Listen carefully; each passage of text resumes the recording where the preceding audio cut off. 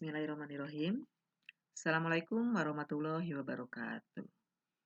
Baiklah, anak-anakku sekalian, materi yang akan kita bahas hari ini yaitu tentang statistika.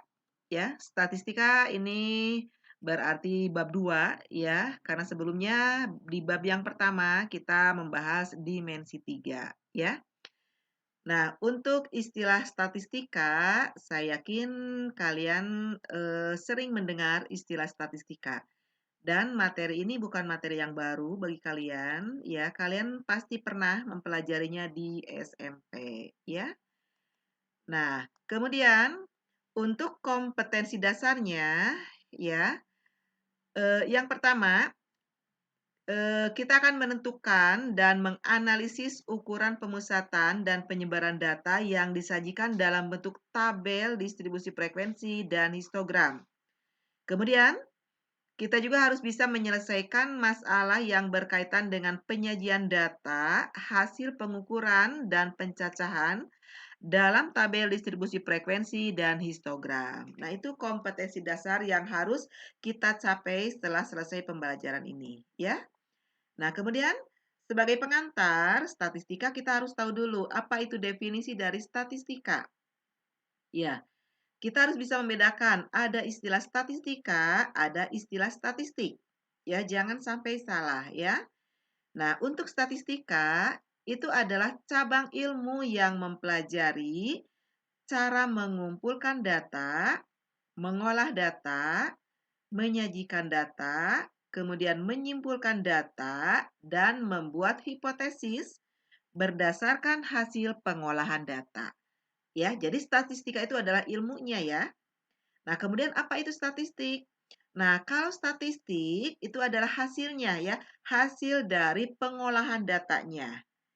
Ya, nah barangkali untuk istilah statistik juga kalian sering ya mendengar istilah misalkan statistik kecelakaan di kabupaten mana misalkan ya kabupaten A selama tahun 2021 misalkan. Itu berarti kita namakan istilahnya statistik bukan statistika karena hasil dari pengolahan datanya ya.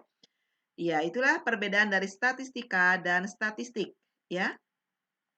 Kemudian beberapa pengertian dasar yang harus kalian pahami ya sebelum kita mempelajari statistika. Ya, yang pertama ada istilah populasi. Populasi adalah seluruh objek yang diteliti. Ya. Jadi, seandainya kalian ingin meneliti misalkan objeknya misalkan siswa SMA. Siswa SMA yang ada di Sumedang. Nah, berarti semua siswa yang SMA yang ada di Sumedang itu bisa dikatakan adalah populasinya. Nah, sedangkan dalam melakukan penelitian kalian tidak mungkin semuanya semua siswa di SMA Sumedang ya diteliti. Berarti kalian ambil beberapa bagian ya. Nah, misalkan dari suatu SMA diambil misalkan 3 orang atau berapa. Nah, itu terbentuklah suatu sampel ya. Nah, jadi kalau sampel itu adalah sebagian objek yang diteliti. Nah, jadi untuk populasi adalah seluruh objek, kalau sampel hanya sebagian objek yang diteliti, ya. Kemudian ada lagi istilah dengan istilah datum, ya. Nah, datum adalah informasi yang didapat dari suatu penelitian. Sedangkan data itu adalah kumpulan dari datum-datum. Ya, misalkan kalau seseorang bertanya kepada si A, berapakah sih nomor sepatu yang kalian pakai? Misalkan dia menjawab 40. Nah, 40 itu dinamakan datum. Ya, tetapi seandainya datumnya misalkan ada 40 orang, maka bukan lagi dikatakan datum, maka menjadi data. Ya, jadi data itu adalah kumpulan dari datum-datum, ya. Nah, lalu sekarang jenis data. Jenis data ada yang disebut dengan data kualitatif, ada juga yang disebut dengan data kuantitatif. Ya. Nah, kalau berkaitan dengan kualitas suatu barang yang diteliti, ya, maka itu dinamakannya adalah data kualitatif, ya. Nah, misalkan kita menyelidiki kualitas beras, ya di suatu kabupaten, ya. Kualitasnya misalkan apakah kualitasnya sangat bagus, kemudian bagus, sedang, atau misalkan kurang bagus. Nah, itu berkaitan dengan kualitas, maka dikatakan itu adalah data kualitatif, ya. Nah, sedangkan yang kedua, data kuantitatif. Nah, data kuantitatif nantinya berupa hasil perhitungan ya, berupa angka ya yang kita dapatkan. Ini terbagi dua lagi, ada data cacahan, ada juga data ukuran. Nah, untuk data cacahan itu didapat dari hasil menghitung, ya, hasil mencacah atau hasil menghitung, ya. Misalkan berkaitan dengan jumlah siswa. Jumlah siswa kan didapat dari hasil menghitung ya. Kemudian juga misalkan jumlah meja, jumlah kursi itu didapatkan dari hasil menghitung. Nah, tetapi kalau data ukuran didapatkan dari hasil mengukur. Misalkan seperti yang tadi ukuran sepatu. Ya, kemudian tinggi badan, berat badan, itu bukan data cacahan, tapi dikatakan itu adalah data ukuran. Ya, mudah-mudahan kalian bisa membedakan mana data cacahan, mana data ukuran. Ya, nah kemudian topik yang akan kita bahas di bab ya statistika ya. Yang pertama itu adalah penyajian data. Yang kedua, daftar distribusi frekuensi. Kemudian yang ketiga itu adalah ukuran pemusatan data. Dan yang keempat, ukuran letak data. Dan yang kelima adalah ukuran penyebaran data. Ya, satu persatu akan kita bahas ya. Nah, topik yang akan kita bahas yang pertama kali adalah penyajian data. Ya, seperti tadi kita perhatikan ya definisi dari statistika ya. Jadi, setelah data terkumpul, berarti kita perlu menyajikan data, gitu ya. Nah, untuk, topik penyajian data, ya tujuan yang kita harapkan ya setelah kegiatan pembelajaran selesai, diharapkan siswa dapat menyajikan data dengan menggunakan berbagai diagram. Ya, bisa juga ya nanti ada beberapa macam diagram ya, kemudian juga tabel distribusi frekuensi, kemudian histogram dan OGIF serta dapat menggunakannya untuk menyelesaikan permasalahan sehari-hari. Ya, itu adalah tujuan pembelajarannya ya. Nah, kemudian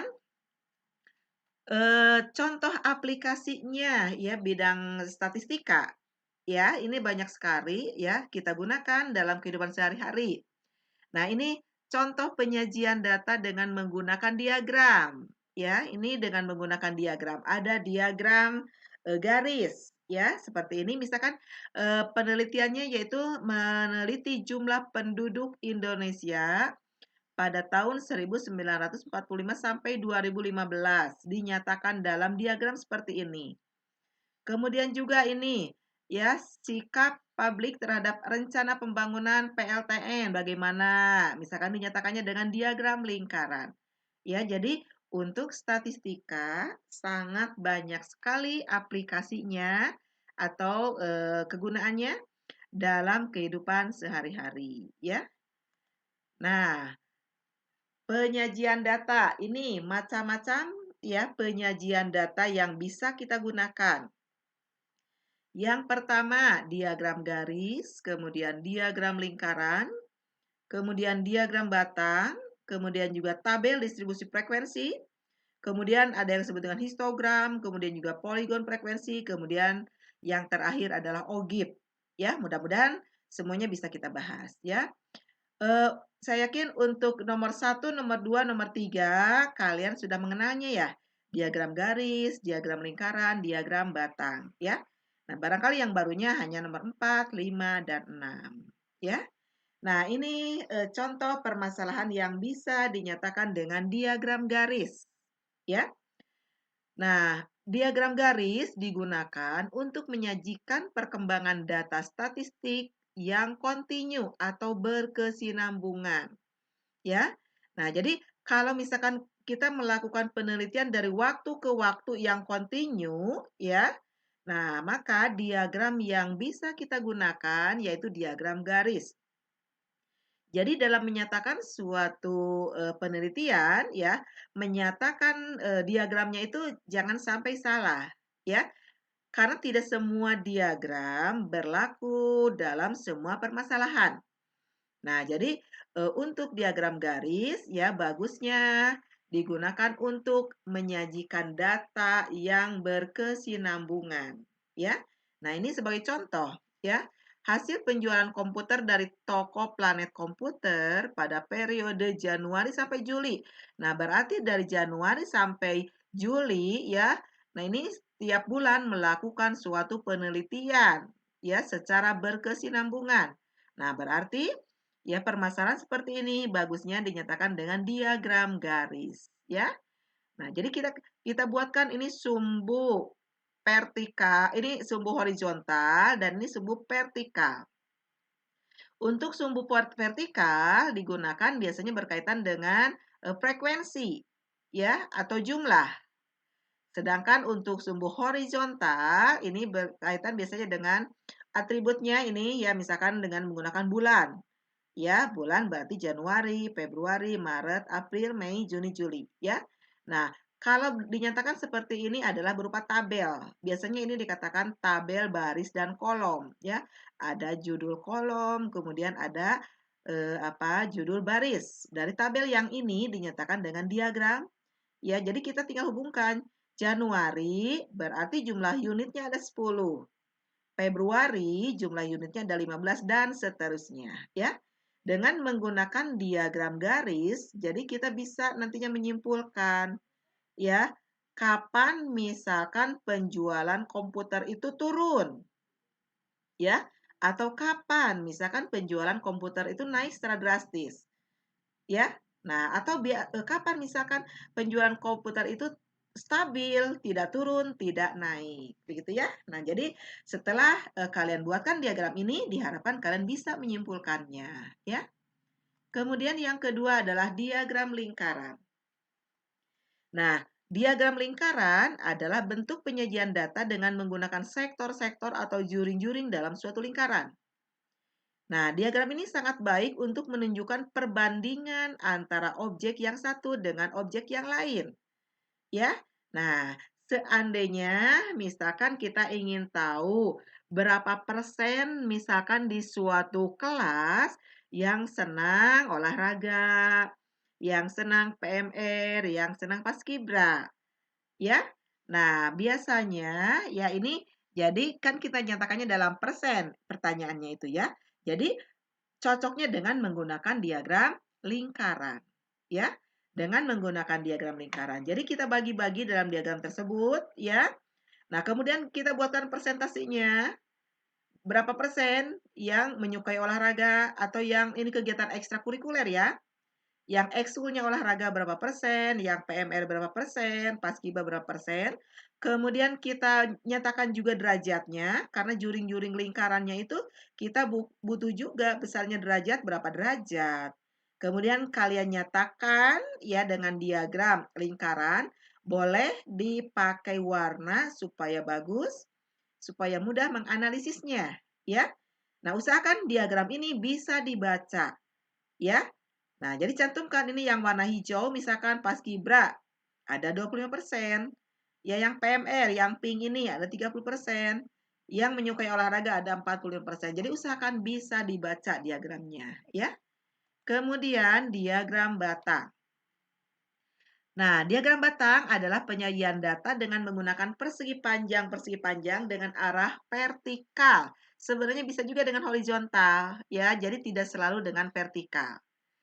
Nah, tinggi setiap persegi panjang sesuai dengan jumlah data masing-masing objek. Nah, kemudian batangnya juga sebenarnya bisa tunggal, ya bisa juga ganda. Ya, kalau ini tunggal, ya. Jadi bisa saja ganda, ya, tergantung kepada permasalahan yang dibutuhkan, ya. Nah, ini adalah contoh dari diagram batang, ya. Untuk sumbu horizontal, untuk atributnya ini berarti tingkat sekolah, kan kemudian untuk vertikalnya ini berarti jumlah siswa. Ya. Nah, ini juga usahakan harus bisa dibaca. Antara batang yang satu dengan batang yang lain jaraknya sama, Kemudian juga lebar dari batangnya juga harus sama ya. Jangan sampai misalkan SD gemuk batangnya, SMP kurus misalkan. Jangan sampai seperti itu ya. Jadi harus sama lebar diagramnya ya, lebar dari batangnya. Iya, nomor 3, saya yakin ini pasti mudah, jelas ya? Nah, kemudian yang keempat, ada yang disebut dengan tabel atau daftar distribusi frekuensi. Nah, ini nanti permasalahan yang akan kita mulai setelah diagram, yaitu daftar distribusi frekuensi. Ya, ini juga sangat perlu, sering kita gunakan dalam kehidupan sehari-hari. Ya, nah, untuk daftar distribusi frekuensi, jika datanya itu sangat besar, ya. Nah, sebenarnya untuk daftar distribusi frekuensi itu nantinya ada 2 macam, ada yang tunggal, ada yang, berkelompok. Kalau yang tunggal mungkin kalian sering membuatnya dan itu tidak akan terlalu bermasalah karena mudah ya. Nah, nanti yang berkelompok ya yang akan kita bahas. Ini salah satu contohnya ya. Nah, jadi, data yang seperti ini ya, ini kan belum tersusun ya. Jadi kalau misalkan datanya seperti ini, kita akan sulit mengambil kesimpulan dari data tersebut ya, sulit dianalisisnya ya. Nah, makanya kita buatkan daftar distribusinya. Ini yang tunggal ya. Ini yang tunggal berarti seperti ini. Kemudian nanti kalau ini contoh yang berkelompok. Kalau yang berkelompok dibuatkan interval-intervalnya seperti ini, ya. Untuk lebih jelasnya nanti akan terpisah materinya untuk membuatkan daftar distribusi frekuensi berkelompok, ya. Nah, ini contoh dari histogram. Histogram, cara membuatkan histogram, kemudian juga poligon frekuensi juga nanti ya kita bahas, ya. Nah, ini contoh dari OGIF, ya. OGIF juga mungkin kalian belum pernah ya membuatkan OGIF, nanti juga akan kita bahas ya. Nah, itu, sebagai perkenalan ya dari cara menyajikan data, ya dari mulai diagram garis ya sampai OGIF, ya. Nah itu, ini bedanya dengan diagram garis, nanti didapatkan frekuensinya dari mana, ya beda dengan diagram garis ya untuk OGIF ya. Iya, nah untuk menyajikan data, ya ini ada tugas yang harus kalian kerjakan. Ya, jadi silakan kalian ambil datanya dari lingkungan kalian sendiri, ya. Permasalahannya apa, silakan kalian cari, kemudian nyatakan permasalahan tersebut dalam diagram garis, diagram lingkaran, dan diagram batang, ya. Jadi, satu masalah, satu diagram, ya. Jangan sampai salah menyatakan diagram. Kemudian, seperti biasa, kalian fotokan, kemudian kirimkan di Google Classroom, gitu ya. Ya, mudah-mudahan cara menyajikan data yang Ibu berikan ya bisa kalian pahami. Kemudian kalian bisa mengerjakan tugasnya dengan baik ya. Ya, sekian dulu ya topik tentang statistika ya yang subtopiknya adalah penyajian data. Mudah-mudahan paparan dari Ibu bisa kalian pahami ya. Ya, terima kasih. Assalamualaikum warahmatullahi wabarakatuh.